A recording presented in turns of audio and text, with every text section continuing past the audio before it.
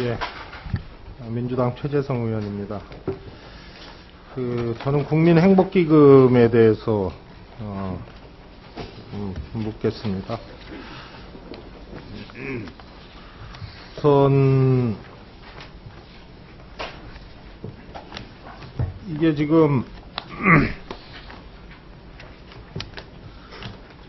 이게 기금 조성이 지금 어떻게 돼 있죠?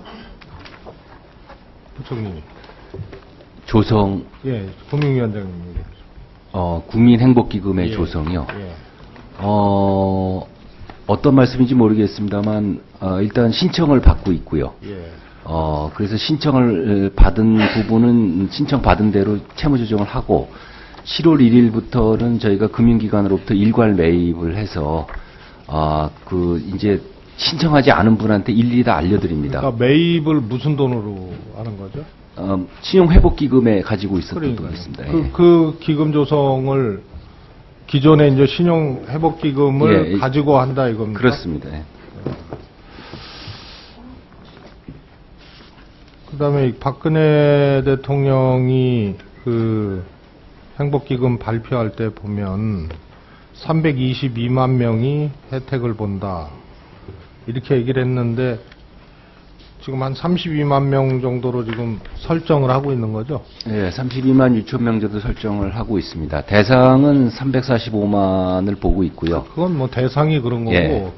이 실질적으로 이게 서비스가 미치는 범주가 어떠냐는 거예요. 뭐 그 정도로 과거의 경험칙으로 보면 한 33만 명 정도. 지금 몇만 신청했어요? 지금은 신청 베이스이기 때문에 12만 명 신청을 해서 9만 명이 지금. 8만 8천 명. 예, 뭐 9만 명 정도. 예. 그게 신청 추이가 어때요? 처음하고 지금하고? 처음에는 굉장히 많다가 최근엔 주는데 과거에 그 한마음 뭐 이런 거 보면 상록순 이런 거 보면 초기에 많다가 또 끝나는 시점에 많아지고 중간에 좀 적어지는 그런 추세를 갖고 있습니다.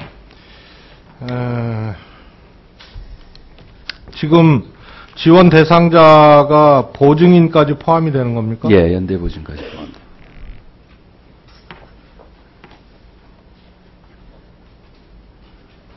그다음에 채무 조정 기간은 지금 10년으로 돼 있잖아요. 예, 당장. 예. 이거는 너무 길다고 생각 안 하세요? 그 긴 경우도 있는데 저희가 실제로 해보니까 이게 굉장히 소득이 낮으신 분들이라서 이 굉장히 이 월에 갚아야 될 금액이 커지면 사실상 어려운 부분이 있습니다. 그래서 좀 굉장히 좀 늘려주는 그러한 걸 가고 그때 이제 성실하게 또 국민행복기금을 갚으시면 그러니까 중도 탈락하지 않으시면 물론 그렇죠. 예, 미소금융이나 이런 데 또 대출도 알선을 해드리고 있습니다. 그다음에 기금이 사업이익이 발생할 수도 있잖아요. 네, 그렇습니다. 그럼 배분이 어떻게 됩니까? 배분은 채권은행단, 그러니까 네 이제 사후정산 출자 비율 중심으로 예, 그렇습니다. 하게 돼 있죠. 네. 그러면 출자 비율이 지금 어떻게 돼 있습니까? 자산관리공사가 제일 많은 걸로 알고 있고. 출자 비율이요? 예. 자산관리공사 사장. 지분율이 많은 거고요. 예. 자산관리공사 몇 프로 출자하셨어요? 네, 저희들이 그 SPC 형태로는 그 68.28% 이제 출자를 했는데 은행들이 재원 마련을 할 때 우선주로 출자를 했습니다. 그래서 우선주로는 6,970억 정도 출자를 했습니다. 아니 그러니까 실제로 자본금 비율은 자산관리공사는 1%가 좀 안 되는 거죠? 예, 그렇습니다. 저희들 보통주 기준으로 하면은 저희들 의결권을 가지고 있고 나중에 이익 배당은 우선주가 우선이 되기 때문에요. 은행단에서 이익 배분을 한다고 보시면 되겠습니다. 그러니까 이익 배분은 출자 비율로 가기 때문에 예? 실제로는 어디로 가는 거예요? 지금 이제 은행들이 출자하면서 출자한 은행으로 이익 배당이 대부분 갈 거 아닙니까? 예, 그렇습니다. 그러면 예? 지금 어떻게 되냐? 이게 부실이 난 것을 말이에요. 예? 이 기금에서 인수를 해줄 거 아니에요? 예, 그렇습니다. 그렇지 않습니까? 네. 그리고 여기서 이익이 발생을 하면 배당을 해주잖아요. 지금 예, 배당을 할 수는 있게 돼 있습니다. 아니 어떻군요. 그 다음에 예, 그동안에 배당을 한 적은 없습니다. 아니 그러니까 그렇게 돼 있는 거 아니에요? 앞으로 이익이 창출이 되면, 사업이익이 발생을 하면, 출자 비율로 배분하니까, 은행이 가지고 있는 부실한 채권을, 예? 인수를 해주고, 사업이익이 나면 다시 은행에 배당을 해주는 거 아니에요? 구조가 그렇게 돼 있다 이겁니다. 저희들이 이 기금이 이제 중립적으로 운영을 해야 되기 때문에 이익을 과도하게 계상하고 그러지는 않습니다. 그래서 그 이익은 이제 사전에 기금의 이익으로 나타나지 않도록 그 사전에 좀 정산해서 돌려주는 구조를 가지고 있습니다. 그 다음에 말이에요. 그 다음에 채무조정 의사가 없는 경우에는 이 추심업체에 위탁해서 추심할 계획이죠? 예, 그렇습니다. 그렇지 않습니까? 예? 그러면은 지금 국민행복기금이 금융회사나 대부업체의 악성 부실 채권을 해소해주고 채권 추심도 지금 대신해주는 격이 되는 거 아닙니까? 채무조정이 안 되면. 네, 그렇습니다. 요 부분은 조금 설명을 드릴 필요가 있다고 생각이 됩니다. 보통 금융회사들이 그 부실이 났을 경우에 나름대로 회수를 위해서 노력을 하다가 여의치가 않았을 경우에 제3자한테 매각을 하는 경우가 굉장히 많습니다. 근데 이제 제3자가 인수를 할 때 약간 나쁜 업체들이 이제 인수를 하게 되면은 추심을 굉장히 강도 높게 하고 있습니다.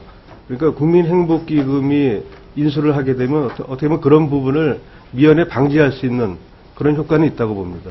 지금 현재 소위 말해서 그 부실 채권에 대해서 네. 예?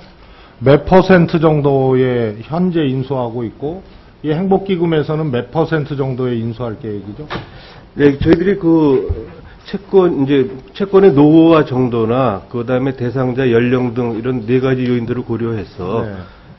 저희들이 이제 책정을 하고 있습니다만은 보통 이 채권 가격을 정확하게 평가하기 어렵기 때문에 상당수 금융회사가 사후 정산 방식을 채택을 하고 있습니다. 아니 그래도 이제 결국은 에버리지가 나올 텐데 대체로 그러니까 매입 당시에는 이제 자산관리회사로부터 일괄 인수할 경우에는 평균 한 4% 정도 나오는 것 같고요. 얼마요? 4%요. 예. 그다음에 개별 이제 채무 조정을 개인이 신청을 해서 은행으로 받을 때는 대개 한 10% 내외를 이제 기준으로 하고 있는 것 같습니다. 그런데 네. 그건 기준이 굉장히 회계 범위에서 평가를 했는데 다양한 기준을 쓰기 때문에 굉장히 그 편차는 심한데요. 근데 이제 아까 말씀드린 것처럼 그렇게 일단 매입을 했지만은 실제로 운영하는 과정에서 이제 회수 이익이 났을 때 어떻게 하느냐 이 말씀이지 않습니까? 그 이익을 그 기금에서 향유하는 것이 아니고 그 기금의 아니 두 가지인데요. 하나는 지금의 국민행복기금이 부실 채권을 매입하고자 하는 포션하고 그 다음에 지금의 행복기금 이전에 부실이 났을 때 은행에서 매각할 수 있는 포션하고 그 차이를 묻는 거예요. 네. 지금 그 국민행복기금으로 이제 확대 개편이 되면서 기존의 신용회복기금 시절에는 업무 협약을 체결한 금융회사가 221개밖에 안 됐습니다. 근데 지금은 이제 4,020개가 되기 때문에 이런 뜻은 뭐냐면 많은 금융회사의 채권을 이관받을 수 있는 근거가 생겼다고 말씀드릴 수 있고요. 저희들이 조사를 해보니까 보통 3개 이상의 금융기관의 연체들이 걸려 있습니다. 그런 연체를, 다중채무자 연체를 한꺼번에 해소할 수 있는 그런 장점이 있기 때문에 국민행복기금의 효과는 굉장히 크다고 말씀드릴 수 있겠습니다. 인수를 몇 퍼센트 정도에?